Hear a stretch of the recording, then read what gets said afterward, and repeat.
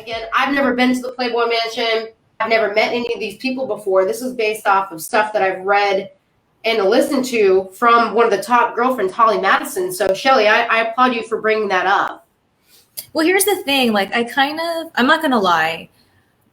Sometimes I want to say things like online, but you got to pick and choose. And I just don't want negative energy thrown away. And I know there's a lot of people that feel differently, and that's fine. Just like it's fine that you and I feel the way we do. And it's so crazy because when I wanted to be a girlfriend, I already knew what you had to do. And I still was okay with it. Like, I was okay with it. I was going to be very transactional about it. I was okay with it. And the reason why I was okay with it is because I thought, well, he's a guy, it makes sense, whatever, but he's still trying to give these girls opportunities and blah, blah, blah, blah, blah. And then it's like something I remind people with when I do talk about it is people want to associate, well, Marilyn Monroe and this and that. It's like, but dude, he bought her pictures. He didn't even shoot her. And like, I want to know what Marilyn Monroe thought of all of that, because you don't see any pictures of them hanging out together. Like, it's very not connected. And I guess like naively, I just growing up thought he was just this amazing guy that was like just totally for women empowerment, totally about like trying to make a difference, change how things are. And it's like, okay, yeah, Playboy helped bring some awareness to certain things. I'm not going to take away from that.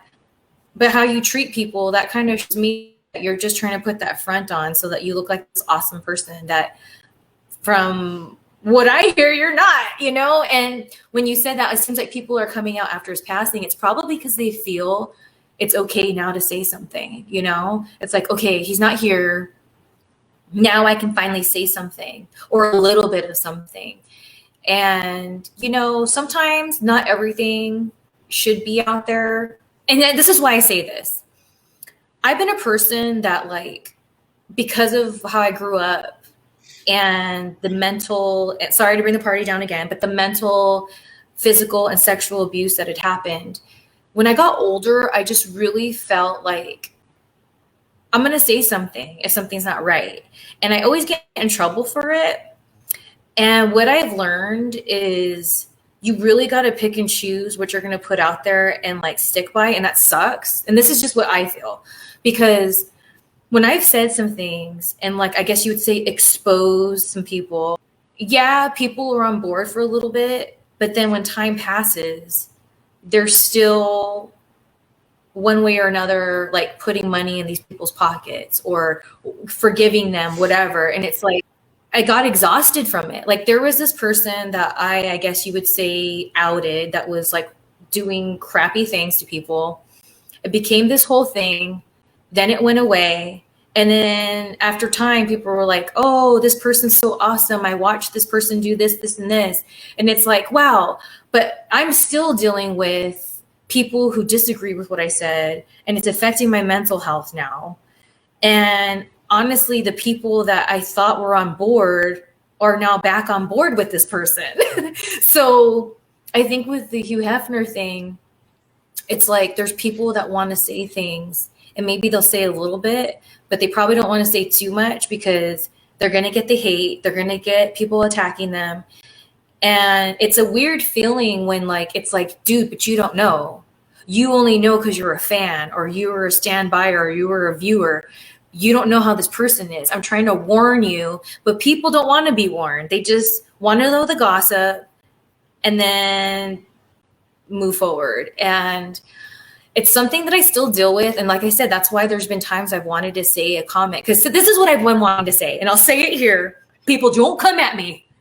But I've noticed lately a lot of girls on social media that I follow, that I know personally, whether it's I shared a locker room with them, did a gig with them, they're all wearing Playboy stuff all of a sudden. And so it's been sticking out to me. And I'm like, is there an anniversary or something? Like, why is all this Playboy stuff? And some of the girls that are wearing it are girls I've had conversations with that are very against the way people like Holly Madison that have been there and firsthand from the horse's mouth telling you this is how this person was.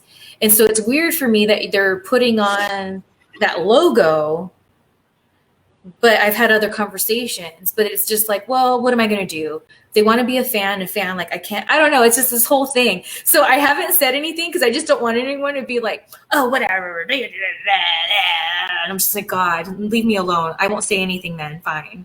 But I think it's amazing that we are talking about this because, again, people that are young and impressionable and like even be going, when I used to go tanning as a kid, I would take the little Playboy logo, put it on my freaking hip and thought that it was cool to get crispy tan, and I would peel the sticker off and I would have the freaking Playboy logo on my thigh. So it's like all of us at a young age thought it was super cool to be bleach blonde with the big boobs and the this and the that, and we all wanted to be Hugh Hefner's girlfriend.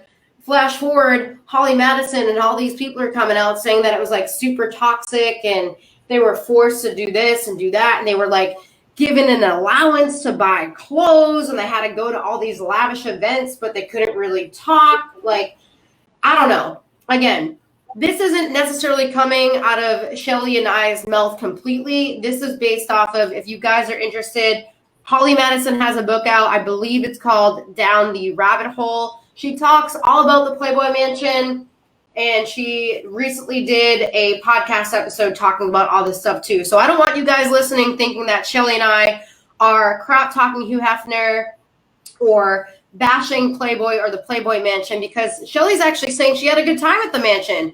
She loved going there. She loved partying there. At one point, she actually wanted to be a model and or girlfriend. So we are just stating facts and yes, some opinion, but also we are discussing some of the toxicity that we have learned about through other people, whether it be from reading or it sounds like Shelly has some friends that have had some encounters. Aside from that, I guess we will switch on over from the topic of Playboy, but I'm glad we got to talk about it because, again, even myself as a kid, I didn't necessarily want to be a Playboy model or be a girlfriend, but I always kind of fantasized about what would it be like to dress up and go to the Midsummer Night's Dream party, or what would it be like to meet Hugh Hefner and have a dinner with all the pretty girls? Would they be friendly to me? Would they be rude to me? What would it be like to go swimming at the grotto? So I think every girl, and I can't speak for everybody, but I would say most girls when we were younger, especially after watching that TV show, The Girls Next Door, we all lightly, low-key fantasize about wanting to go to the Playboy Mansion. Absolutely. Abso-freaking-lutely.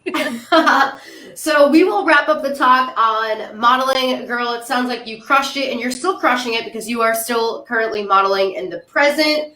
We will talk about wrestling. So guys, for those of you that do not know, this is a sports podcast. As you all know, it's a lifestyle sports podcast. So of course, we are going to talk about Shelly's sports career. You are now listening to Shelly Martinez. This is part 2 of the episode. Part 1 was all about her family, modeling, everything and anything in between that got her to her wrestling career. So she actually got involved with the sport of wrestling by doing an independent film. So we will first start by having her talk all about being involved with that independent film. Were you casted for a role? Were you doing extra work? Was it a friend's project? How did this come about? So after I graduated high school, again, Ontario Chino is about 40 miles east of LA. So this first chance I got, I was always driving out here to LA. And any set, any gig I would get, I would always talk about how much I loved wrestling because I figured that one day the right person will hear it and like I could figure out how to be a wrestler. Now, back then, especially here on the West Coast, it was different in the East Coast and Midwest. But on the West Coast, it was not very straightforward how you become a wrestler. It's just not. And I just didn't know how to do it. So I just would blah, blah, blah about wrestling. So I became like known as that weird wrestler girl. And a casting director remembered that. Shout out to Sandy Alisi Casting. And they put me in this independent film that was centered around wrestling called Backyard Dogs. And I was one of the girlfriends of the wrestler.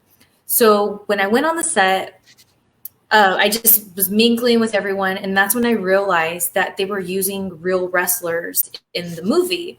So independent wrestlers. So during downtime, I would just sit there and be like, so how do I do this? And then I remember this one guy, he was like, so what you do is you go to wrestling school, you train, and then you get trained enough to where you have your first match. You start having matches, you put a tape, VHS tape together, and you mail it out with your promo pictures, and you try to get bookings outside of California. And then once you do that, you try to get a job at WWF.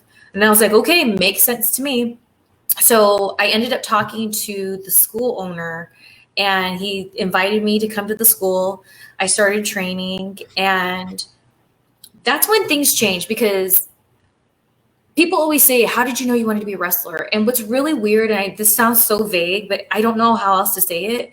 When I was little and I watched wrestling, like 5 years old, I knew that's what I was supposed to do.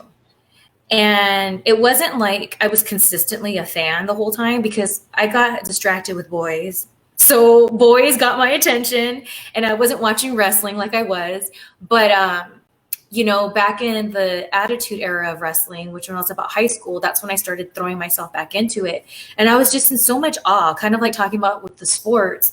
I loved watching this like theater, this live theater happen, but instead of them saying lines, they were using their bodies to like communicate what was going on. So it was so cool. I was just fascinated. You know, that's why I just was like, I have to do this. What do I got to do? And that's when I was like, I just got to talk about it. And so when it worked out, I was like, okay, this is like the universe's way of telling me this is what I'm supposed to do, because now I'm training. And when I started training, it was very scary at first. But because, you know, you're not supposed to naturally fall on your back. Like it's just not natural. So I had to learn how to like deprogram myself. What was really cool is it turned from I wanted to be that performer in wrestling to I was gaining self-confidence through just training, because I was doing things like I remember the first day of going into training and seeing them do the drills, and I got scared. I was like, there's no way I'm going to be able to do this. Maybe this isn't for me. And so fast forward months of training and I'm doing those drills, something happened inside of me. I was like, wow, I did it. I did it. And there was this trainer there, Ricky Reyes. Shout out to Ricky Reyes. In the wrestling world, he's my Mr. Miyagi. But he's one of those people that like never smiles. So you don't know if he's mad or not. And I don't know if this, I'm sure it goes back to my family, but I just wanted his approval so bad. And so I'll never forget, like, he was really harsh with me. And then finally one day he cracked a joke with me and I was like, oh my gosh, yeah, he's accepted me. And the reason why he finally cracked a joke with me was because he saw how hard I was training. I found out later that people thought because I was like a pretty girl and I was all into being feminine, that I was just there to be famous. So what they used to do is they used to beat me up on purpose to try to get me to like not come back to school. And I wouldn't let it happen. And I would come back and train harder. And so when Reyes saw that, that's when he gave me that approval. And so when I got that, that's when I was like, wow, like I worked so hard and all I had to do was just be myself. And that's what got his approval. Because when I was trying hard, I was getting on his nerves because I was trying hard. But when I like was like, whatever, Reyes, whatever. But then I showed who I was. And then that's kind of like how I went about with wrestling into my whole career. But it's so crazy that like, I guess like I watched too much TV growing up, because I feel like me blabbing to everybody in Hollywood about how I wanted to be this wrestler was very like I Love Lucy of me. It's like, you know, okay, so I heard that this person got discovered. Like I used to just look at Hollywood with stars in my eyes and I believed all these stories like without realizing people put all these other hard work behind the scenes. They weren't just sitting at the freaking corner and then they got discovered. You know what I mean? So sorry to break it to anyone out there, but you know, that was like my I Love Lucy moment of, okay, someone's going to hear about it. And it's so funny how it worked out and it did happen that way. And there's some people that they get really annoyed at my approach with wrestling, but I think it's because like, yes, it feels cool to like be in WWE and everything.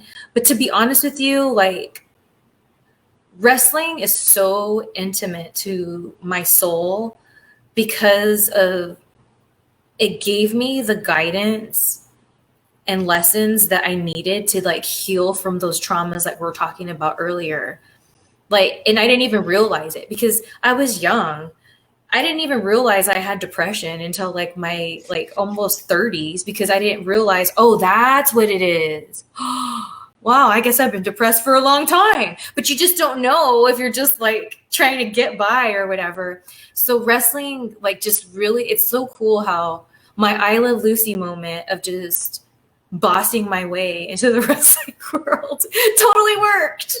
I kind of love that roundabout way how you started your career. It wasn't like you were actively even looking into getting into the sport. You kind of just stumbled upon doing this film, and it sounds like through doing that film, you got your interest sparked even more. But it sounded like even as a kid, you kind of already knew ahead of time. I don't know if it was like natural intuition or what it was, but you knew that you were very interested in doing something like this as a career because, as we spoke about in part 1 of this episode, you also knew that you enjoyed broadcasting, which is why you now have a podcast and why you're probably joining me today, and probably why you and I bumped into each other 6-7 years ago in California doing AfterBuzz TV together.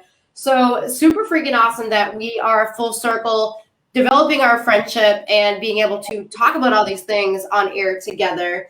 And I understand your debut with pro wrestling was in 2000. You were trained actually by the School of Hard Knocks, according to my research. So we'll talk about that in a little bit. You were with WWE and Total Nonstop Action. So TNA, I believe, is the abbreviation for that. And you wrestled under the names Ariel and, sorry if I say this incorrectly, Salinas. Is that how you say it? Yeah. Cool. So you wrestled under the names Ariel and Salinas. Do you get to actually choose your name and your costume? So let's start there. And then we'll talk about your debut and training and all that fun stuff. So I'm sure the BosBabes fanatics are like, yo, how do these people even get these names? How do they get their costumes? Because for those of you guys that don't know, it sounds like, and we'll use your stage name, Ariel. So Shelly had the stage name Ariel. Her costumes were super freaking awesome. You can go ahead and Google what she used to wear. But I found that she wore vampire fangs a good amount, colorful wigs, dark makeup. I guess one of her nicknames was actually Halloween Barbie. So I want to talk about all of that. You took photos in coffins, and it's almost like you were like a vampire in a way. So let's talk about, first and foremost, names and costumes, because I've always thought that was super interesting. Like, how does your persona on the stage get developed? I'm a different case. That's the theme of my life. I'm a little bit different. A lot of the times wrestlers are given a character. They're going to be like, okay, this is what you're going to do. This is how you're going to be. And it's up to the wrestler to make that character come alive, just like with acting in a role. When I was in OVW, which was WWE's developmental school. What that means is when you get signed with WWE, and if they don't have a part for you right away to go on TV, or they want to groom you a little bit more before they give you that part, they send you to their performance center or their wrestling school. And at the time, they had 2 of them. One was in Georgia and one was in Louisville, Kentucky. I chose to go to Louisville, Kentucky because I knew people there, and I just felt it'd be better if I if I was moving out of California, I had to move, or at least I knew some people. So when I was in OVW, I had a character with this wrestler, Beth Phoenix, and this wrestler, Aaron Stevens, aka Damian Sandow, for all those wrestling fans out there. And we were a group together at OVW, and WWE tried us out on the road, and they realized, even though we did really well, they just saw something else for us. They saw Aaron being in a tag team. They saw Beth being this really high profile kind of women's championship kind of vibes. And for me, they saw me with somebody else. So it was kind of like P.S. I left out a huge detail. When I first got signed and I went to OVW, they told me, it was in the summer, it was in July, they told me, you're going to be given this character. It's going to be a vampire. And there was a wrestler named Gangrel that was really, really popular back in the 90s that was like the vampire of wrestling. So I was going to be with him, manage him, and there was going to be a couple other guys with us. And so what happens is after WrestleMania, they do a lot of budget cuts and a lot of people get released. So I was all gun ho because going back to my phobia is death. When I was a little girl in the 80s and I saw the movie The Lost Boys, that's when I was like, vampires, they live forever. And so I became obsessed with vampires. And a lot of people think that I'm into like gore and horror movies, but I'm very campy horror. I love the monsters. Like that's who I'm all about. Like I'm not really into this gore and all that. I guess the most I do is Hitchcock films. But so for me, like a vampire was like this, you live forever.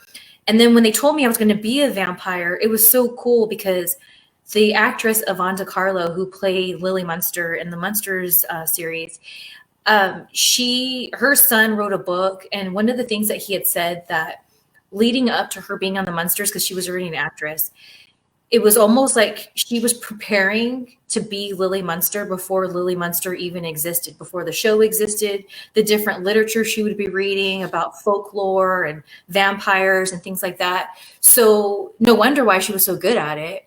So I thought, this is my Lily Munster moment here. Like, I'm going to be a vampire with freaking Gangrel. This is awesome.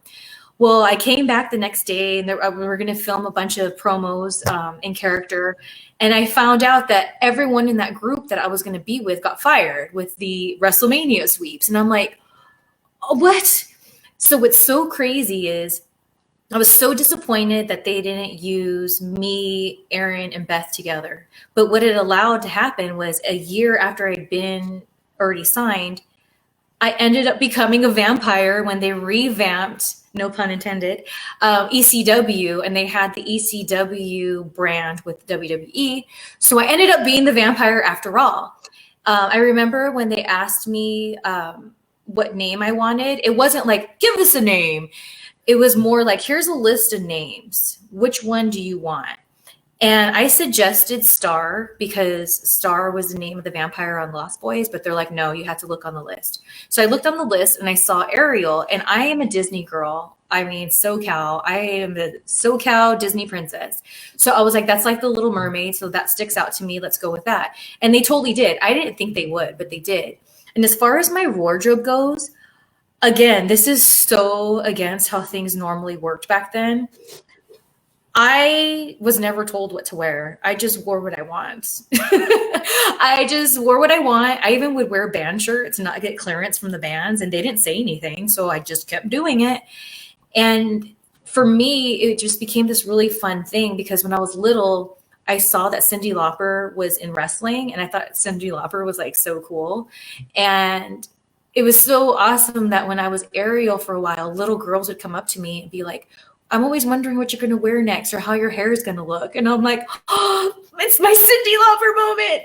So I just rocked it. I just wore what I felt I should be wearing as that character. And it was just like the Lily Munster story. My whole life, I've been preparing to be a vampire. And so it's just such second nature to me. So when I did it and no one said anything at the time, this is what I thought. I thought that's what you do. Okay, if they don't like it, they're going to tell me what to change. But then after I got fired and then time went by and I started hearing different things about like how things were, I was like, damn, I didn't know any of that. No one ever griped about like that coffin photo shoot. That was my idea. One day I went up to the people who build the sets and everything. And I was like, hey, can we get a coffin? I think it'd be really cool if I did a photo shoot in a coffin. And then sure enough, the next TV taping, they had a coffin for me.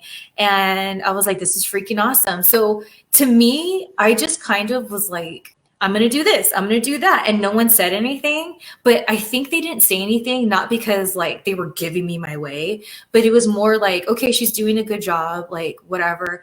Another thing I always heard is like, you have to like walk on eggshells around Vince McMahon. Like you can't sneeze in front of him and all these crazy things. But like, to me, he was always just like a man. I don't know, like going back to when we were talking about Hugh Hefner, I thought Hugh Hefner was greater than Vince McMahon. So I was like, whatever. And I just remember walking down the hall and he's just like, Ariel, you're doing a good job. We had no one ever like you before. Keep it up. And when I realized that people were like giving me side-eyed because I was wearing what I wanted, I was doing what I wanted, it's because I was doing a damn good job, like Vince McMahon said.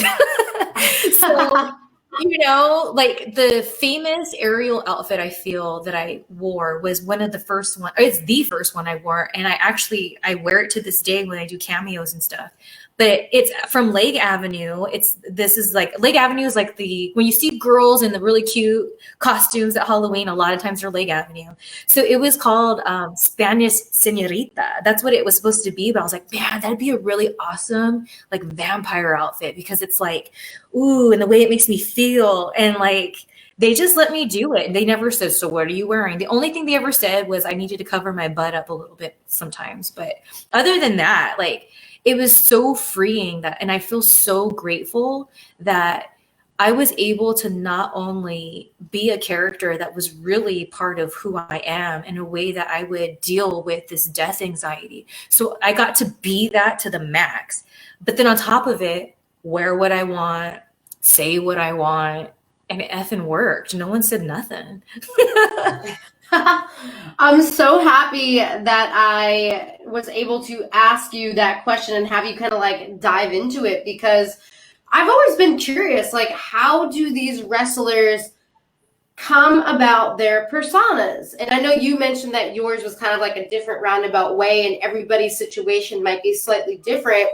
But in your case, it sounds like you had some creative freedom, but the companies also had some creative freedom, and you guys both took that direction and molded it into what you wanted. Do you have any advice for people that might want to get into the sport? And then I want to hear a little bit about you being trained at the School of Hard Knocks. Is this like a legit school that you go to, like that wrestlers actually train at? Like, let's talk about that. Well, that was the School of Hard Knocks was the school that that Backyard Wrestling, Backyard Dogs, the movie I was in, that was the school that like supplied the wrestling ring for the film, the wrestlers. So that was my first wrestling school. It was really old school, and I like that. Like, I'm one of those people, like, you watch those Rocky movies and like Rocky's like being old school, but like punching the meat and all that. Like, that's me versus like the high-techy way. So I really love that it was just like kind of grimy, old school, just like get in there, kid. And I was there for a couple years. I gained so much, like I said, but unfortunately what happened is when I left there, the owner of the school tried to take advantage of me physically. So I left, and that's why I don't really talk about them. I've confronted the guy, whatever. I'm not trying to be whatever. He knows everything to his face. But it's so crazy because now that I've lived this life through wrestling, it's like I used to always have such a weird feeling about the School of Hard Knocks because I gained so much. I learned that that's where I felt passionate about wrestling in a way that I didn't know, I couldn't relate to until I went in there and I was giving my energy. I was freaking almost passing out and getting concussions and all this, putting my body on the line. So it's like to have that trust taken just and it twisted, it sucked, dude. But it's like that kind of set the pace of how the wrestling world is. It's like, it's just like Hollywood. And that's the thing. It's like, I thought I would do better for myself in wrestling because at least it's not like Hollywood. Oh, it's just wrestling. It's not like Hollywood. Because at that time, things have definitely changed. People looked in Hollywood at wrestling like a joke. I remember I'd go on auditions, and when the people liked my audition, I've had like a handful of people some way or another be like, we thought you were going to suck because you're just a wrestler, and we really just asked you to come in. So like, we could see what the wrestler could do. So it's like there was a stigma that wrestling wasn't on the same level as Hollywood, whereas now that's completely changed. So in my mind, I thought all the ugliness that happens in Hollywood, oh, that doesn't happen in wrestling. Oh, the hell it doesn't. It's the same damn thing. It's the same thing.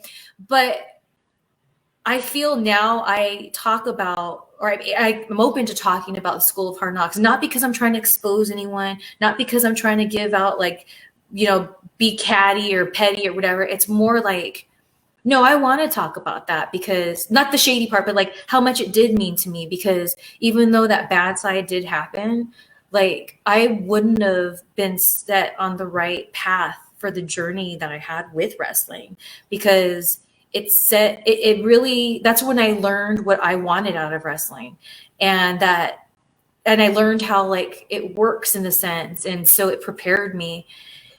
And like I said, I used to be I wouldn't even talk about it. I mean, I think there was even like interviews I've done and I wouldn't say the school's name. I just say, oh, it's just some school in SoCal. Cause I was like, oh, I don't want to give them any credit. But no, just because one person was an asshole in it doesn't discredit that it was a damn good school. A lot of really awesome talent came out of there. And for me, more importantly, I learned that I was stronger than I thought when I went to that school, including how I left. Like I didn't make a big stink at the time, and I should have maybe, but I was just like, whatever, the Lord's going to deal with him. I'm just going to keep moving forward. And I did. Wow, that is such a powerful answer. And I apologize for bringing it up. I obviously did not know that anything negative had happened. I just, again, with just like a quick search online, I happened to see that you train there. So I wanted to learn about it. But thank you for shedding light on the fact that Hollywood and any type of entertainment industry in general, there are both good and bad people, and not just men. I mean, there's women probably in the industry that are just as terrible as some of the guys in the industry. So I applaud you for being so freaking open and honest throughout this whole Lifestyle Sports podcast. Thank you guys for listening. I'm your host, Brittany Baldi, and joining me today is Shelly Martinez, wrestler and model, and this is part 2. But we are diving into what exactly does it take to become a pro wrestler and how everybody has their own method and way of getting to the top. In her case, like we spoke about, she just happened to be an independent film. She went to the School of Hard Knocks. She had both good experiences and unfortunately bad experiences there as well. But she also got to have a really cool persona. She got to rock some vampire fangs, colorful wigs, dark makeup. She was known as Halloween Barbie. So let's discuss a little bit more about your wrestling career. And are there any top memories that you can think of, like any specific memory that sticks out? I know you joked around about Vince McMahon and how people kind of walked on eggshells around him, but you kind of had a good work relationship with him where you would just in passing, he would congratulate you on doing well, and you kind of just owned the show, it sounds like. So let's discuss some of your positive experiences that you've had working alongside Vince McMahon and maybe some of your tag team partners while being with the WWE. Absolutely. But real quick, I do have to say this. I wore no wigs. That was always all my hair. Oh, dang. So, girl, I saw some photos of you with like green in your hair. So did you dye it green? I dyed it green, and then there was a time though I did put some green extensions in just because it started to kill my hair. You know how it is when you start bleaching and it's like, that's not a layer, that's like hair that fell off. So after a while I would just put the green in there. I had blue for a little bit too, but that's the thing. Like when I would tease my hair for Ariel, it was very like Priscilla Presley-esque in mind. I would just tease it to the sky, and I miss that hair so much sometimes because I feel like now that it's brown, I can't put like fun colors in it. But anyways, going back to when I had mentioned before I was Ariel, they tried out this group I was with. I have always been an I Love Lucy fan. My mini pinchers that have passed, Fred and Ethel Mertz, God bless them. So like I'm that big of a nerd. So Lucille Ball, she is from Jamestown, and when they were trying us out, they had a show in Jamestown. So it was one of those shows, a house show, which means it's not televised, but it's of course in front of a live audience at these arenas. And at the time, Aaron was going to be wrestling this famous wrestler, Matt Hardy, and he's a fan favorite. So, and we were the bad guys. And so I remember in that match in Jamestown, man, so Aaron's doing his thing. And one of the first things that I'm supposed to do when we're out there is cheat. So when Matt Hardy hits the ring or hits the ropes by me, I'm supposed to grab his leg so then he can't go. And that's the whole bit. So when I go to do that, the entire arena just like booed me. And like, it was so cool. And I was like, wow, this is amazing. And then after the match was over, we did a bunch of cheating. So the crowd was just hating us. They just wanted to see Matt Hardy win. Of course he did, but then we're being sore losers. So we're outside of the ring being sore losers. And oh my God, I'm getting chills right now. The boos in that arena were so loud that it was vibrating in our chest. And I remember Aaron was like, do you guys feel that? Because we're like huddled, like we're like pretending like we're gonna conspire something. He's like, do you guys feel that? We're like, yes. He's like, go with it. And then like we walked, and so it's like, little did the fans know that when we broke from that little huddle and then we're total jerks to the crowd, they have no idea. We all three almost just cried, but then like busted back into character. Well, whatever. So that was an amazing moment. And there's a saying in wrestling that's said between the wrestlers. It's like, find your WrestleMania moment. What's your WrestleMania moment? What that means is, as a wrestler, you like the ultimate is to, main event at WrestleMania and have a good match and just like get the audience, your WrestleMania moment. So to me, that was my WrestleMania moment. And it's so crazy because I wasn't Ariel and you would think that's what it would be.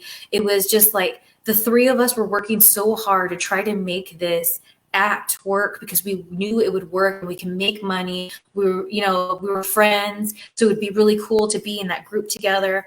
And so it's just this WrestleMania moment. And then my second WrestleMania moment was when I was on the independent scene after I had been in WWE and TNA.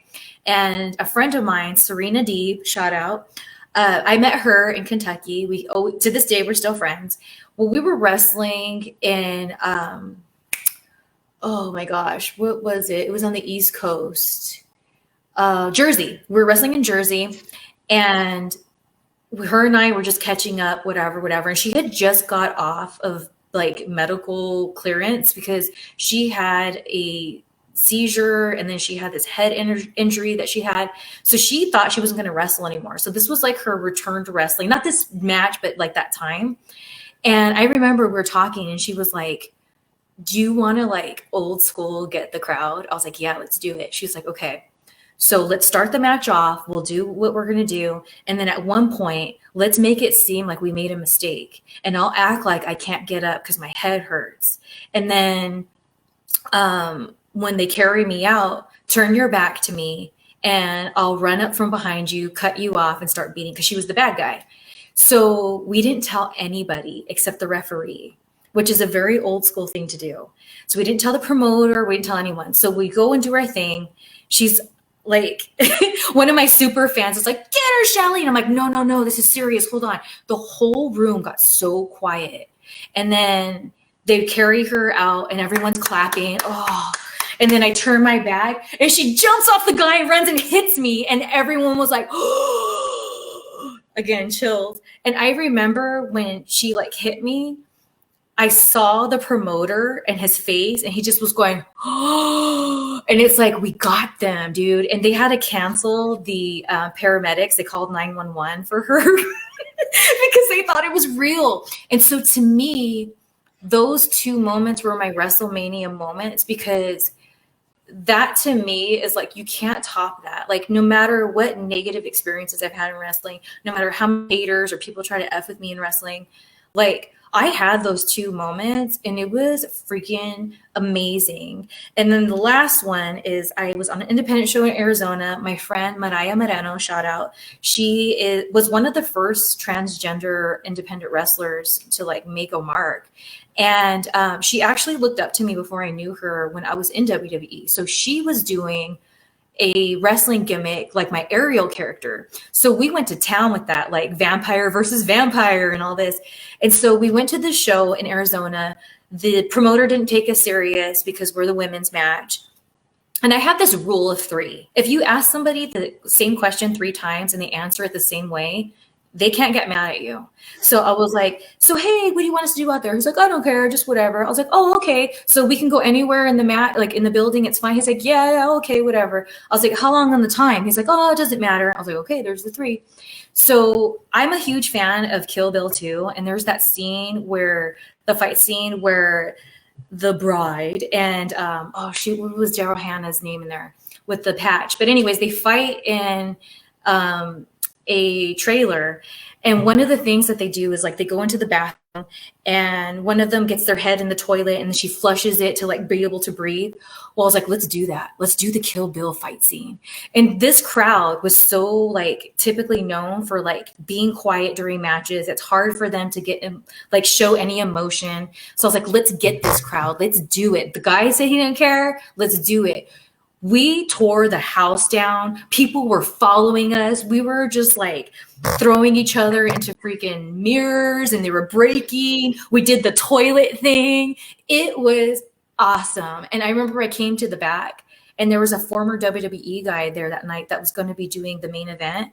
And the main event was like so quiet. And I remember thinking to myself, yeah, you haters, follow that one right there. So those were my 3 like amazing moments I had. I've had a lot, but those are the ones that are like my top, like, yes, dude, those were my WrestleMania moments. Those were so incredible. Like, I loved just being able to sit here and listen. And the way that you described each one of those top moments, they were so vivid and so well spoken that I could almost like picture everything that was going on, almost as if I was like live in the moment. So I hope that the BosBabes fanatics that happen to listen to this podcast episode can feel that same way, like feel your energy, feel those chills, because you were like, oh my gosh, I'm getting the chills right now. It's almost like you were reliving some of those moments. And I know that you ended up retiring fairly recently, back in like 2017 to 2018. So how did you end up ultimately coming to that decision? Would you ever do any type of wrestling again? And have you ever gone to any Comic-Cons for your fans? Wrestling, I started to realize wasn't for me, not because of the performance end, but because of the people behind the scenes, whether they were coworkers, shady promoters, like it was just too much. And I know, like, it's not even just entertainment, like any work situation. At the end of the day, most of those people really aren't your friends. They're just people you know from work. But because wrestling had become so intimate to me and what it meant to me, when I would connect with people, I took it really serious.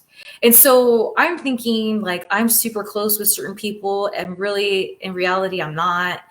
And a lot of the disappointments that I saw were just like people, just either being fake and phony or willing to stab somebody in the back just for fame and money. And if that's how you are, that's fine. That's how you are. But to me, I just think it's disrespectful. And when I really realized wrestling wasn't for me, is like the darkness that comes in that world. I was kind of like, you know what? That way isn't for me. So I'm just going to look the other way. And I was fine with it. But then after a while, when it was obvious that I'm not down with certain things or treating people a certain way or whatever, that's when I started to get kind of like punished for not going with the flow. And it really pissed me off because I was like, dude, at least I'm not talking crap. At least I'm not like judging you people and all this. It's like, you're adults, whatever. You're going to do what you're going to do. Like, whatever. I'll leave you alone. Leave me alone. And it really broke my heart that like, it just couldn't be that simple, especially with the fact that I would just whatever. And when I went back to the indies, the independent wrestling scene, at first I had so much fun. I was like, oh, the pressure of like all that ugliness that when you're on TV and like how it gets competitive, like now I can have fun. And I did for a while, a good while. Then I saw the same problems that were in WWE and TNA were the same problems that were all these little, sometimes rinky dink wrestling promotions. And then on top of it, people are trying to nickel and dime me. And it was just became this whole thing where I was like, this isn't even fun anymore. Like, I got in a really bad mood. And then I told myself, like, look, the only way this is worth doing it is if I'm making more money. Because at one point, kind of going back to what you said in part one about, there's a lot of people out there, athletes or entertainers, that they literally can't make it on that, like when you're saying like $75 a day, $100 a day. So my wrestling bookings kind of started becoming like that, where, oh, this time we can only pay this. And because I am passionate about wrestling, it's like, oh, it's fine. But before I knew it, I wasn't making any money. And I was so broke. Like my sister and I, we were living in a studio apartment together with my 2 dogs. It was hard, but yet it looked good on paper because I was this wrestler, but it was really, really rough. And that's when I was like, okay, the only way this is worth it is I got to make money. And the only way I'm going to make money is if I go back to WWE. And I thought about it and I was like, dude, I don't want to go back to WWE. So I guess that means I retire. And what really gave me that push is my friend Balls Mahoney and China had passed away. And there were some things surrounding all of both their deaths that really made me lose faith in people in wrestling. So that's when I was just like, had that conversation with myself. And it's so crazy because before their passing, I was like getting really desperate. And so I tried to get my job back at WWE and TNA. And the one with WWE, it was so crazy because they had a character at the time where his character was like, he's a party guy. So what they would do is every town that they perform in, they would hire extras. And a lot of times those extras would be wrestlers that are trying to get hired with WWE. And that would be like his party people that were part of his entrance, whatever. So they booked me for that. And at the time I was thinking, oh, yay, they're giving me another chance. But then like later in life, I realized, dude, that was like a slap to my face because like I've already been with the company. Like they were just seeing if I was going to fall into the line, and I didn't because I immediately got triggered. The first person I saw was somebody I have huge beef with. So I went into the bathroom and I said, the only way I'm going to survive this is this. And I popped an edible and I put vodka in my Gatorade. I ended up confronting like 4 people, and I'm pretty sure they were like, this girl's out of control. She can't be doing this. And look at what she's doing. But I'm grateful for that because I would have taken anything they would have given me just so I wasn't broke anymore. And I can like get back on my feet, because the way I looked at it was, well, social media is the way it is. Even if I just go back for a few months, I'll get my name back out there to people who don't know who I am because they weren't watching when I was around.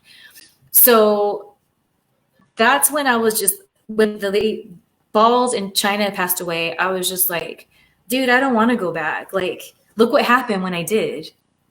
It's not good for me. That time is gone. So I had a booking already that I had committed to that was in Germany. And that company in Germany, they had me there a couple times, and they always treated me so good, like so good. And I was like, that's a perfect place to retire because I have fun when I go there. So if I'm going to retire, I want at least my last match to be fun. And it totally was. And that's when I was just like, I'm not doing it. People always try to get me to. And then I did conventions for a while, but then I stopped because I realized the people who I don't want to be around and their energy are still at the conventions. And so about a year after I retired, I also announced that I was retired from doing conventions. The only conventions I would do now is if it has nothing to do with wrestling. Like if somebody was like, oh, will you come to like a Comic-Con? Like, oops, or whatever. Like that's different. And I've done Comic-Cons before in the past anyways, like just because I love it, dressing up, whatever. But as far as wrestling conventions go, I don't do it. And it's so sad that it wasn't that I lost my passion for the art. it was like, I just can't stand those people. You're like, I gotta get out of this toxic environment. Yes. And the thing is like, I'm not trying to like be negative. It's just my truth. What's so crazy is the handful of people who like I actually respected and was like, these are the like positive, good people like in wrestling. At least they exist. Dude, there's only one person left on that list that like is still in wrestling and whatever, because all the other ones I realized I didn't know that well. And so when things came out about them, about things they were doing, I'm just like, oh my God, like I just don't want to be around those people. And I don't know how it is now. I can't speak for how the locker room is now, but just what I hear from people who, because I am still friends with people who are on TV. And when I hear them vent about the thing, I'm like, dude, it's the same things. Like maybe a couple things got better and that's great. That's really great that certain things, because of how society is, and we do have people can, like fans can say, hey, this happened, I saw it or whatever. So there's more accountability going on out there because of social media. But it's like, dude, it's just in a different package. And I'm not regretful of my wrestling career, because if I didn't have it, like there's girls I see sometimes on social media and they're like so bummed out that their OnlyFans, for example, is not doing as well. And it's like, but you're comparing to somebody like myself that had an audience already going into it. And so I'm very aware that I wouldn't be doing so well with my .com life if I didn't have that wrestling career, and accumulated that at sometimes my little cult following that I have. And it's really cool. So it's like, I'm not trying to dog on wrestling. It's just like, that's just the black and white facts of it all. Like there's ugliness there. And when I saw the ugliness just was making me be a not good version of myself, and the hard work that I have done to try to be a better version was taking many steps back. It's like, dude, this is not, it's like, I always refer to wrestling like a relationship, a romantic relationship, how your first love and it's hard to break up. And then you think you can just be friends. And then like when they had me come and do that thing and I just did the edible and drank, it's like, that's like an equivalent of, oh, we can go have dinner and hang out. Yeah, we're just friends. And then, I got drunk. Like, no, we're not just friends. It's not good. I'm glad that you were able to speak about those topics, because you were able to essentially tell the BosBabes fanatics why you decided to ultimately retire, what happened after you retiring, and why you don't even really like to go to Comic-Cons or be associated with that industry that much anymore. Which kind of leads up to my next question of, what do you see yourself doing in the future? I know you have your .coms and you work alongside OnlyFans and you have a podcast, and I'm sure you make money still modeling. But what do you see yourself doing in the future? And I guess currently, what are you doing now? And then I want to wrap up the show being able to talk a little bit about charity, because a big part of our BosBabes Lifestyle Sports podcast is all about charity. And I know you are highly involved with animal rescues. So let's talk about the future, the now, and animal rescues. All right. Well, the future, I definitely see, like at the end of the day, I do these things called custom wrestling. Now, what is custom wrestling, you ask? I will tell you. So there's this whole underground scene that's been going on forever, people. This is nothing new. And what it is that people have these different fetishes, and they book, like the fan will book a match, write the script, and then a producer will make it happen. And then a lot of times these producers sell that video clip after the customer already got it. So kind of like how I guess you would say OnlyFans, Patreon kind of vibes, but like this is pre all that. So, and it's so funny because I remember back in the day, MTV had a thing, and it was like that.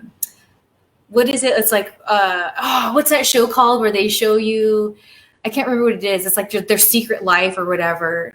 And there was a gal on there that was like from the Midwest making those videos. So other than that, I never really heard about it. But it's kind of interesting because in the wrestling world, especially a lot of girls back in the day would do it because that was the only way you're going to make decent money when you're not on TV. So it's really interesting because it became like this dirty little secret. I always equate it to like being a dancer at like a bikini bar or a nude bar. Like you have some people that'll go work at these places because they just need to get just through school, right? And then once they get through school and they don't do it anymore,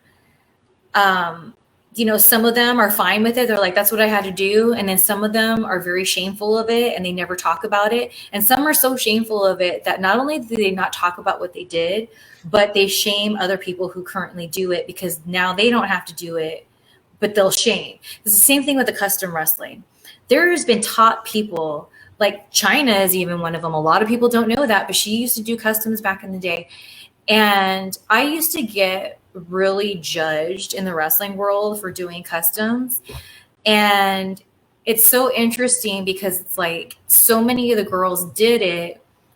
And then when I got fired and I was totally broke, I started making good money doing that again because now I had this name of like, oh, she was Ariel or she was Selena's. Now she's doing customs. And that was the only way that I was making money. But then that kind of got shady, like the producers involved, of course. So I swore them off for many years. And then I ended up doing them again like a couple years ago. But again, we're in a new era where we can take control over content and stuff. So I kind of morphed it to where I only work with a couple people, but I do my own customs. So what I see in the future is I want to have my own ring, so I don't have to rent a ring when I do my videos, and produce enough content to where there's a budget to produce even more. And the reason why it's really important to me is it's not so much about the money, but that world is so tainted with not everyone, but so many shady, nickel and dimey, taking advantage. Egos get involved. And so this producer will try to get in this girl's ear to not like this girl. Like, it's just stupid.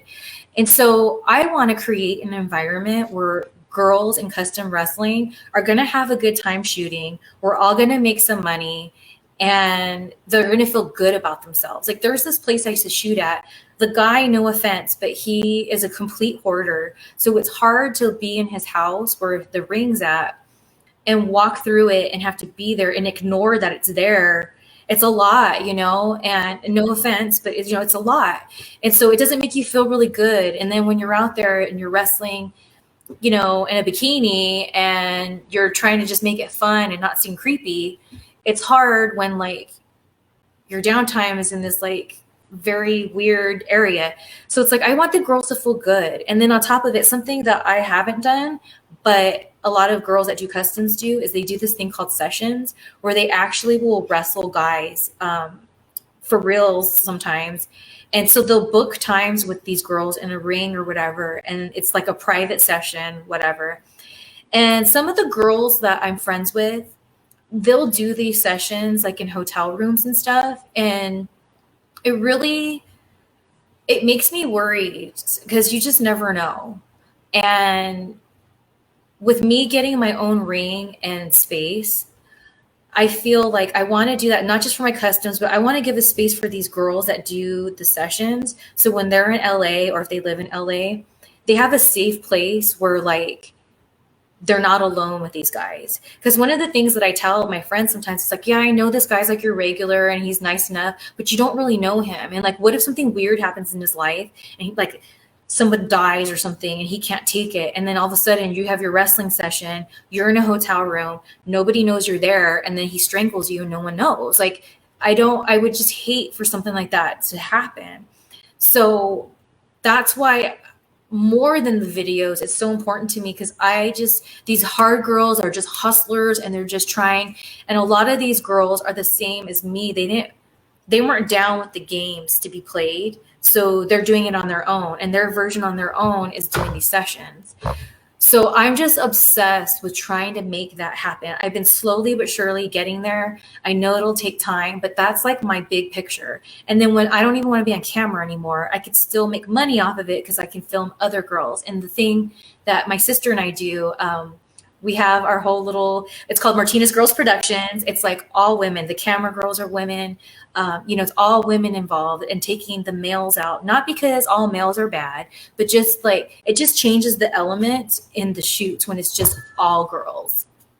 I think you guys have such a great way of wanting to make it a positive situation and like a healthy and safe environment for women. That almost kind of ties into us talking about charity next and how you give back to the community. It almost sounds like both you and your sister are trying to find a way to stay within the wrestling industry, but you yourself don't really want to be wrestling anymore necessarily. You don't really want to be involved with WWE or some big companies anymore, but you would fully like to continue to acknowledge your fans, give content to your fans, both separately yourself, but also do it with other women and help boost their careers, like jumpstart their careers in a safe zone. So I think that is awesome. And I'm looking forward to keeping up with that through you and maybe having you back on this podcast in the future so you could speak about that even more.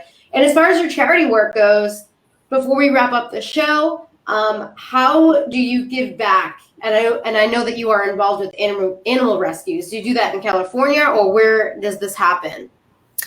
Mostly in California, just because it's easy. My sister and I have always been very passionate about my family. As toxic as they were, whatever, they did try. And one of the things that they did try is my grandma had a nonprofit organization where every year they would have a fireworks stand during the 4th of July, and the money raised for that would go towards Christmas. And she would take an application from the people in the hood that were low income and had kids and stuff, and we would go and buy presents for the kids based on their age and stuff, and then put like a food basket together. And this whole giving Christmas to people. So growing up with that, I just saw that there's just people in need. And even though my situation wasn't the best, there were still people out there worse off. So we were always involved in it growing up. But then when I became an adult and just more aware of things, that's when the charities for animals really started, because you hear about them when you're a kid. Maybe you see the commercials, it makes you sad. But to really understand that, learning adopt, don't shop, and what that means. Growing up, you just go to the park and there's a bunch of puppies that lady selling. That's how it was for me. I just didn't know about these things. So learning about not only just being a responsible pet owner, but just animals in general. And it just really opened mine and my sister's eyes. And animals is just where our heart is. So we've been involved in different, like a pit bull rescue. I used to do this thing called Pin Up for Pups. Me and my dogs, Fred and Ethel, we were heavily involved with them. We did a calendar. We would do fashion shows. It was so awesome, little doggy fashion show.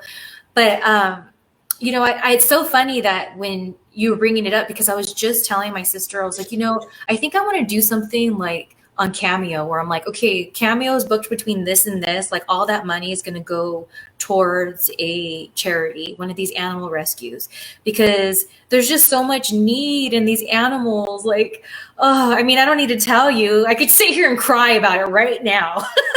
But there's just something about that helplessness. And maybe now that I'm hearing myself say it out loud, maybe it's because I can relate to it, because even though I was looked after as a child, I wasn't cared for necessarily. And so it's these animals, they just need care. And I relate to that. You need care. You don't know any better. You're scared. You don't know what to do. You need someone to care, to show you how to fix that. And so that's how I guess I look at this animal thing. I had Fred and Ethel. I did buy them from breeders, because before I realized anything. And Ethel, she passed away a couple years ago. she was going to be 14. Fred, again, that was in February. He was going to be 21 if he would have lived to be in July. And one of the things that I was obsessed with was I wanted my next pet to know Fred. So in October, I rescued my Chihuahua Minnie. And that really kind of just relit that fire under my butt that I need to do more, because after especially Fred passed away, Minnie, her love and affection and just simply being an animal that just wants to be cared for, it really helped me through that, because again, my big fear is death. And I've had two really big anxieties. My grandma passing, I was always like, I called it my grandma anxiety. I'd call my grandma every day to make sure she answered the phone. Okay, she's alive. So when Fred was getting old, I always had this Fred anxiety. I was like, God, I don't know what I'm going to do when he passes. And honestly, like, Minnie's love helped me get through that. And so it's like, I have to do more with the like charity stuff, because I know what she did for me. And there's so many different other stories out there. It's like, I have to do something, you know? So, because I haven't really been focused on it too much in these last few years. So now that like I've kind of figured out what I want in life, figuring out my flow, I really feel now is the time it's time to give back. Like, I was giving back, but then I had to take time for myself, because what good are you if you're not good to yourself? So now that I'm better now myself, it's time to give back. And so when you asked that question, I was like, oh my gosh, like, how does she know? I was just talking about like, I need to get back into the charity stuff. That is so excellent. I love how you were able to talk about the animal rescues and how not only will it help other animals, of course, maybe find their homes and help other people, but it's also helping you heal parts of your soul and parts of your childhood and everything in between. So I think that is absolutely excellent that you are going to be continuing to stay involved with animal rescues. And these 2 episodes with you, Shelly, were absolutely fabulous. We learned so much about you. I'm sure the podcast BosBabes Fanatics listeners are obsessing over these 2 episodes, because you gave so many freaking details. Everything from Vince McMahon to Hugh Hefner, Playboy parties, to wrestling, to trading, your family, and everything in between. Let's end this episode on a positive note with what is some of your positive pop, whether it be a positive affirmation or a song or something that you'd like to eat that gets you amped up. What is Shelly Martinez positive pop? And then please shout out your social media so people know where to follow you. You know what? Nowadays, my pop is watching this YouTuber. His name is Peter Mon. He has a couple different channels. One of his channels is called Peterisms. And every time, what he does on there is focus is on healing. He will read different affirmations. And that's what really has helped me when I've been going through these rough times, to remind myself of who I am, that I am somebody that does eventually see the positive in bad situations or whatever. And what Peter's channel Peterisms has really done for me is it's made me feel not alone. We've talked a ton about on these couple episodes how I feel like I get in trouble for like being against the norm.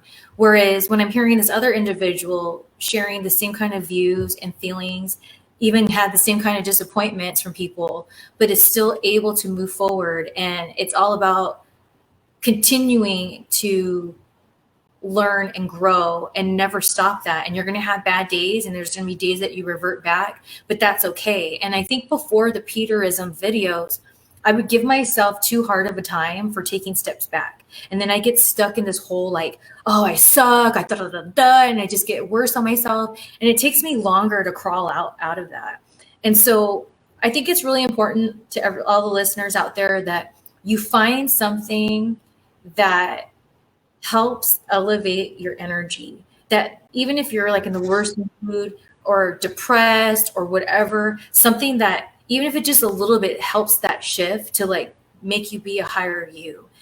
And I've noticed in my life when I don't have those reminders, those people or whatever around me, that's when I go through really bad times. And it takes me a long time, like I said, to get out of it. And it's just so cool that we now have the internet where we can connect with people that we've never even met in our entire life. And they don't even know we exist sometimes, but like there they are just sharing their story, their thoughts and feelings, and it can affect you and allow you to be a better version of yourself. So that's my answer. Excellent positive pop. Feel free to elevate your energy, especially if you're feeling depressed or down on yourself. That was some great positive pop. Whether you are watching a YouTuber like Shelly likes to do currently, or listen to a song that you enjoy, eating some food that you like, hanging out with some family, some friends, do something that makes you elevate your energy. And where can people follow you on social media? Because after listening to these 2 great episodes, I'm sure people want to continue to keep up with what you are doing. I know you have Twitter because that's where you and I first started connecting, but I don't know if you have Instagram or Facebook. Where can people keep up with you? I've made it so easy for people because I got so much going on. I have multiple YouTube channels. I have multiple Instagrams. I have multiple Twitters. I have multiple podcasts. I have multiple content creating, but you can find all those links if you go to shellyslinks.com. Shelly, SHELLYS, links.com. And it's all there for you. Nice and neat. Awesome. Well, Shelly, thank you so much. I fully enjoyed having you on this podcast. I'm your host, Brittany Baldi. Please continue to listen to this podcast. We have great, fantastic guests on here weekly and monthly. I love throwing out at least 4 episodes to you guys. And these episodes now include awesome interviews like I'm doing right now with Shelly. And I also have been starting to put out some personal episodes where you guys can learn about the behind the scenes with me and my boyfriend and our traveling in the baseball world. So thank you guys so much for listening. I will definitely have Shelly back on here in the near future. And Shelly, we will continue to remain friends and keep in touch. Thank you so much. This was fantastic. Yay. Thank you for having me. Adios.